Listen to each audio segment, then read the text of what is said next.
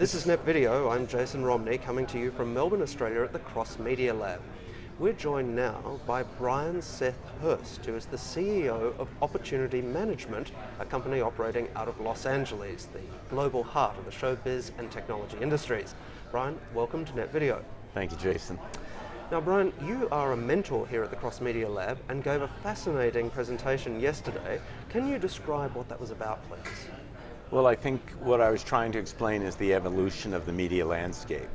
Whereas the place we're coming from was network entertainment, which is newspapers, television, radio, which was a single medium limited by time and device that would send one-to-many, the broadcast model, up to now a medium that is on demand and can also be integrated.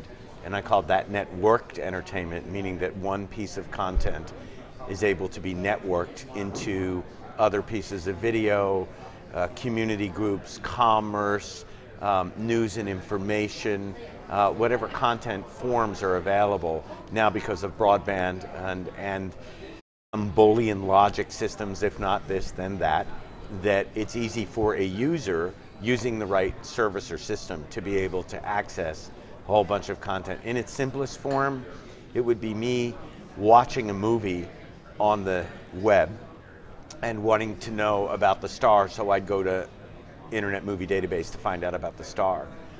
Now I happen to think that America Online is uniquely positioned to exploit that because of their history in serving customers and monitoring customer behavior.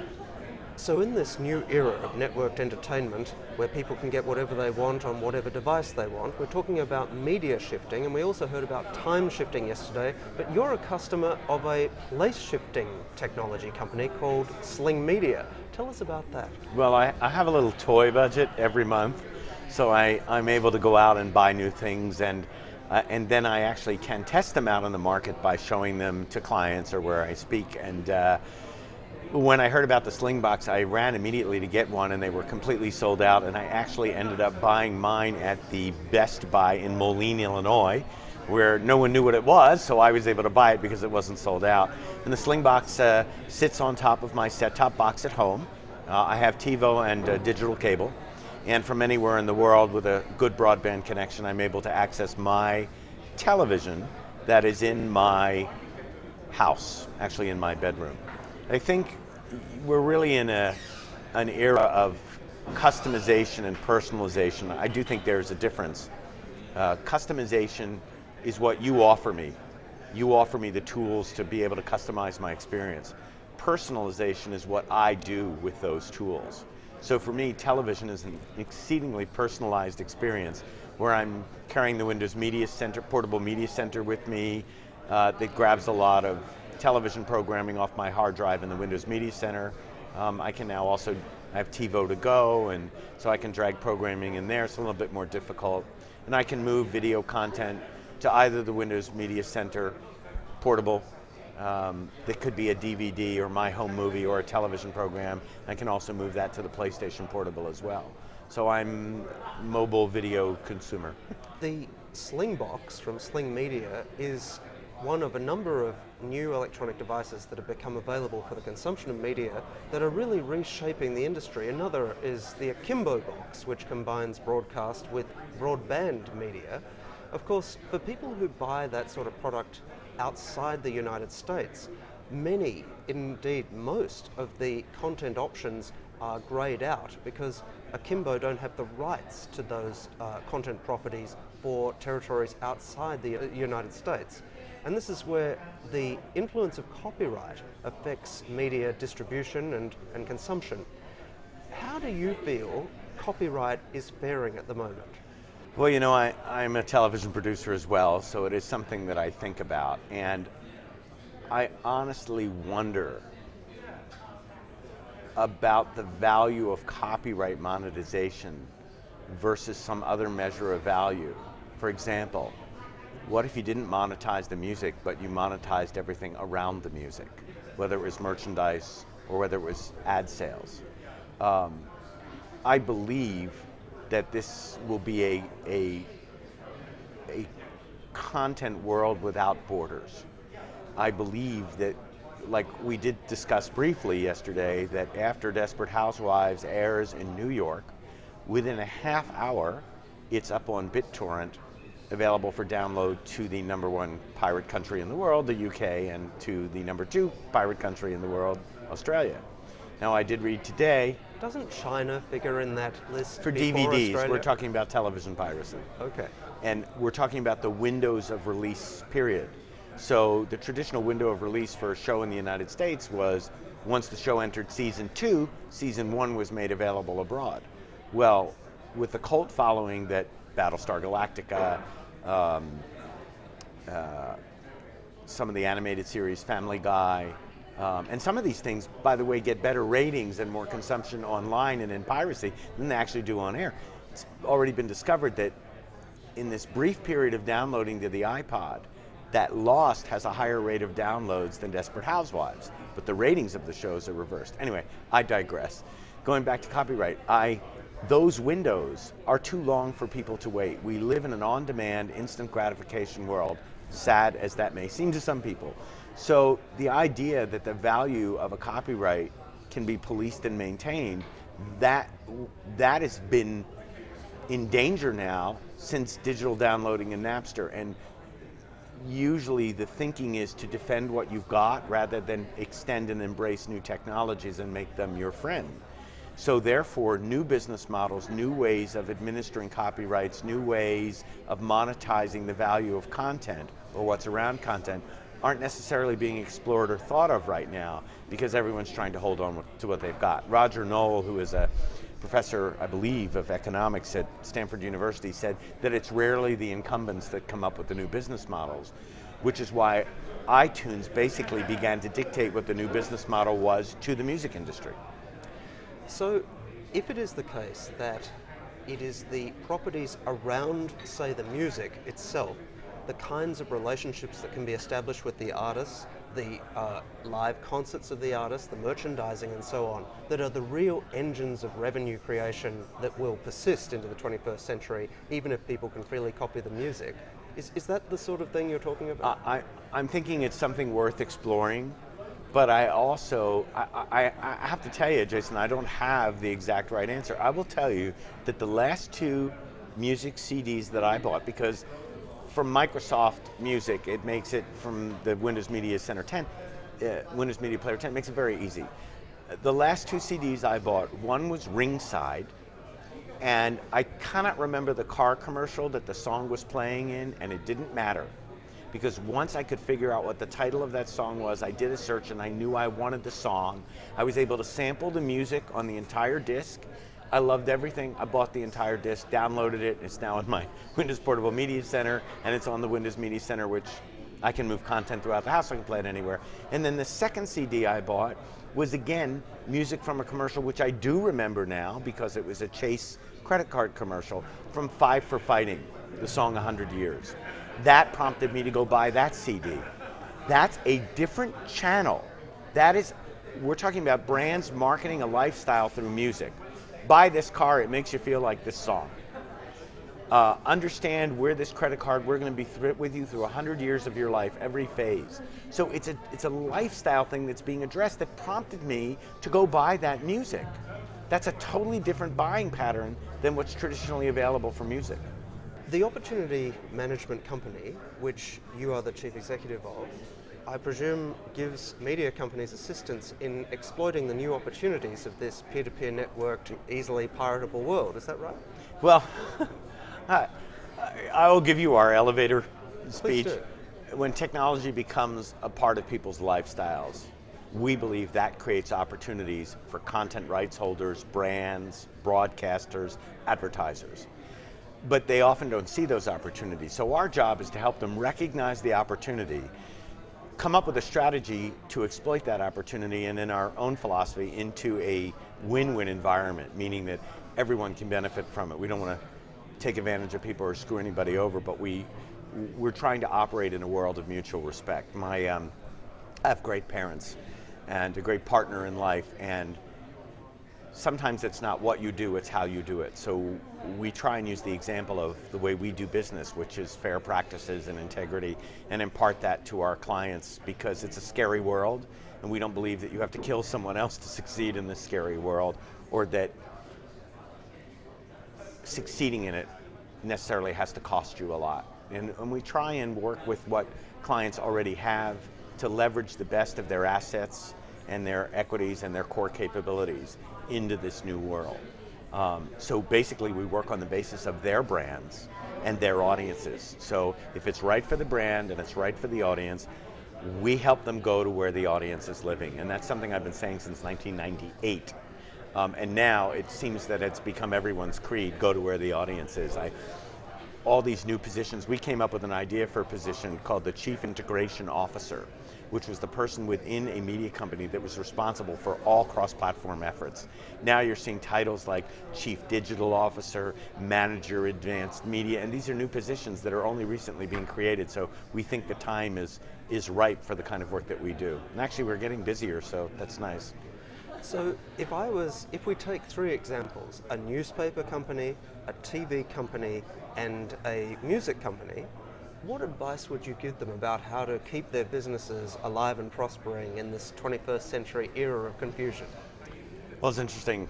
I listened to Fairfax yesterday and I thought, boy, what would I say to them if I got in there? We just recently put a proposal on the table for an urban magazine. We looked at what they were offering content-wise, how they segmented their content within the magazine. We looked at what they were offering online, and we realized that that audience, they never surveyed the audience to discover actually what more they would want from the brand. And we started to brainstorm and come up with ideas and different things that could be done in the urban landscape. We don't like to do the same thing that's always being done on mobile phones and things like that. We like to think of new things. So it's a combination of watching the trends that are developing. I always say watch the hackers, but watching the trends that are developing. So I think the newspaper, if you go for the newspaper model, it really depends on the culture of the country that the newspaper is in. So in the UK, you have a bunch of daily newspapers and you have a country that's still basically reading. Now, granted, the statistics say the readership is declining, but in the US, it's declined. And people have lost respect for the newspapers because A, they've made a lot of mistakes in the United States, both the New York Times, the LA Times. The only one that seems to have not done that yet is the Journal, Wall Street Journal. But at the same time, they're unable to keep up with the pace of information consumption. So the question then becomes, who do you empower to give you that information? How do you take your newspaper credible brand, your most trusted brand, the old lady, the New York Times, how do you take that and migrate that brand authority and credibility into this new world? And that question becomes a function of your readership. It's not I can't give you an instant answer for that. I'd have to really look at it. But it does depend on watching what the lifestyle of the audience is. CNN Europe does a better job than CNN in the United States because I think the tagline is when you need to know. How perfect, I need to know. And so my mobile phone, like yesterday, we heard that there was an internet service disruption and the internet service provider said some sort of cyber terrorism thing. Well, I thought, well, that's interesting. Let me go right to my mobile phone and find out if that is in fact just an excuse or accurate. And of course, I could find nothing in the news about it. So this idea that you want to verify things as quickly as possible or get information as quickly as possible.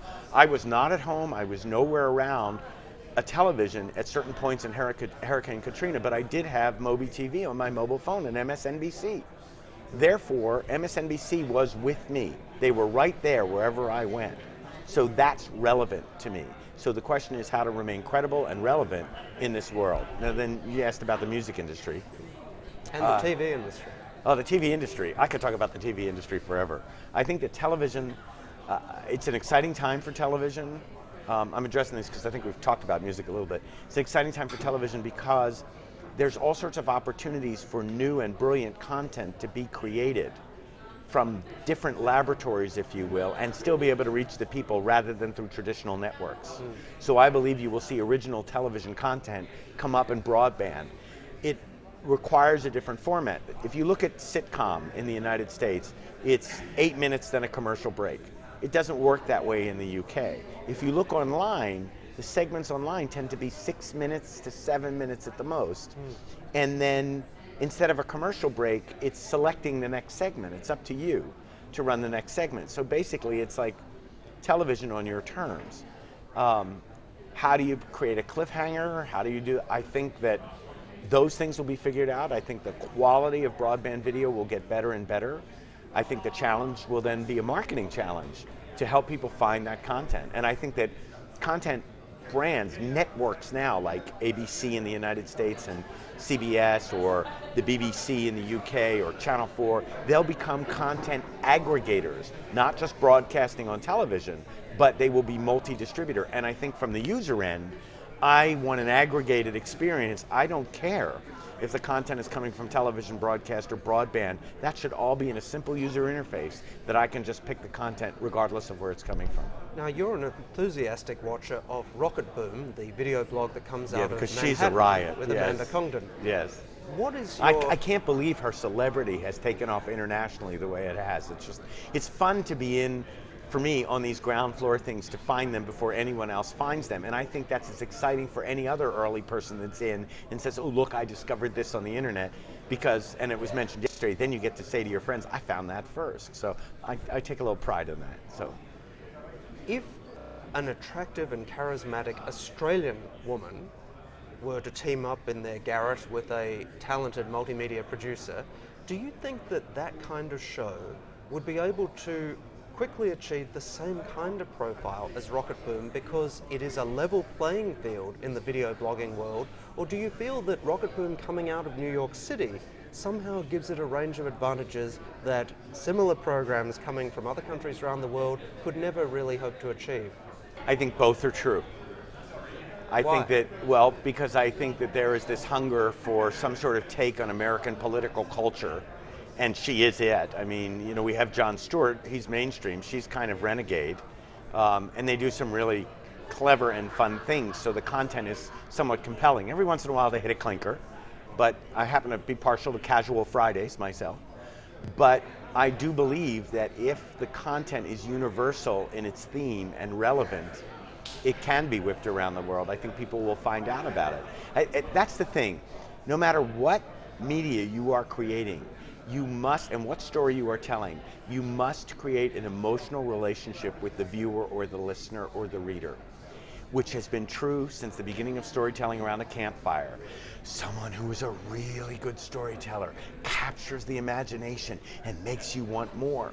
And regardless of what format that story is being told in, if it's done really well, it will, I believe, and nurtured in some cases, I believe it will find its audience. So I think that's entirely possible.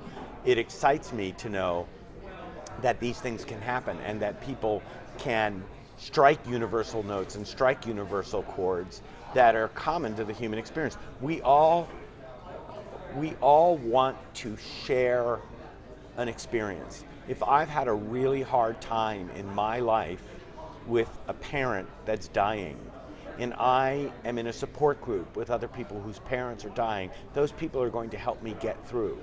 There's something about the collective consciousness of human experience that technology can facilitate. So today we were discussing about the decline of the politicalization from this French philosopher who's at the Centre Pompidou. And yes, that may be happening, but I also prefer to look at the ways that people are sharing culture and sharing information. The other side of that would be Wikipedia, where people are able to find, I mean, I was like, I didn't know what a WOG was in Australia, so I typed WOG plus Australian language and it sent me right to Wikipedia, and there was the definition of WOG as someone who's a non-white Australian, or also slang for sickness. How brilliant is that? So now I'm in a country where I don't know the vocabulary, or as we say in the United States, how to speak Australian. I didn't know that, but I was able to find that instantly. What a gift that is. I could be pessimistic about all of this. I could say, oh, we're eroding the business models that have existed for centuries, or, you know, the establishment. Well, good, because you know what? It isn't working anyway. I don't think that, I mean, I don't want to sound like a rebel and get on a list here, but there are aspects of my government in the United States that totally don't serve the people. totally don't serve the people, as was illustrated in recent disasters. In our Constitution, it says, it is the right of the people to alter or abolish it and institute new government. That's our inherent right. Will technology bring that about? I don't know. Is there a revolution that's being fomented by people who are dissatisfied? I watched a thing on the History Channel this morning about prostitutes in Hawaii during the war, and they were a bunch of rules that really took away their civil rights were imposed on them, and finally they all rebelled until they were able to own property and get respect. That is no different than the struggle of people who are impoverished trying to lift themselves out and get a little help. We are here to take care of each other and to watch out for each other. There is a technology gap between the haves and have-nots, but the Congress of our country just said we want every home to be broadband by, I think, 2008 or 9 or whatever it was. I hold out great hope that in a connected universe, motivated people and even unmotivated people will be able to find the resources that they need. When we looked at some of the concepts today, the youth futures, a great concept, or the future of youth, I can't remember what the name, forgive me, I just only worked once, but the idea that you might be able to offer resources that are available somewhere in the world because someone knows about them that no one else did on another side of the world. It's incredible, the possibilities. I hold the greatest hope when all of this shakes out, that we will come into that 2,000 years of peace that's like predicted in the Bible or whatnot, or in Nostradamus' text. The disasters that are happening around the world, I don't think they're an accident on a spiritual plane. I think they are to remind us of our humanity before technology strips it away completely. I'm sorry, I really went off there. That was breathtaking. Brian.seth.hurst, CEO of Opportunity Management in Los Angeles. If people want to find out more about you through your webpage or email you, how can they do that? Well, we actually don't have a webpage on purpose. You'll find a little placeholder there, but we take most of our clients by word of mouth. That was for economic reasons, because you want to make sure that a client is real and a client pays, so we decided to be a little bit exclusive. Not expensive, but exclusive. You can write to me personally. It takes me a while to reply to email. If they put your name, Jason, in the subject line, Jason Romney in the subject line, I'll know exactly where they came from and I will be able to respond. And they can reach me at Brian, BRIAN.Hurst, HURST, at OPmanagement, that would be OPP, management, all one word.com. And finally, Brian, in terms of the cross-media lab that you've encountered here in Melbourne, Australia, what's the value of this kind of lab to multimedia developers, screen producers and others working in the area? Can I start with what the value is to the mentors? Please do. It is great to see projects that actually reinvigorate and re-inspire me. So just sitting down with Asia Groove was a great experience. It was exciting. I believe the purpose of a mentor is sort of to ease the path that people are walking on. I've had two incredible mentors in my own life. Betty Cohen, who's now president of Lifetime, and Ann Sweeney, who's president of ABC, Disney Cable Networks, and the ABC Television Network. And usually the way I worked with those mentors is I would say, here's my idea, here's what I'm planning on doing, what do you think? And that seems to be what's happening here. Not tell us what to do. Here's what we're doing, what do you think? And I think that is a healthy mentor relationship. I think that the people coming here can profit from our experience and maybe a little bit of our expertise, but I think the mentors can prosper and profit from looking through new sets of eyes at the world. Brian Hurst from Opportunity Management, thank you very much for coming on Net Video today. You're very welcome, Jason. Thank you for having me.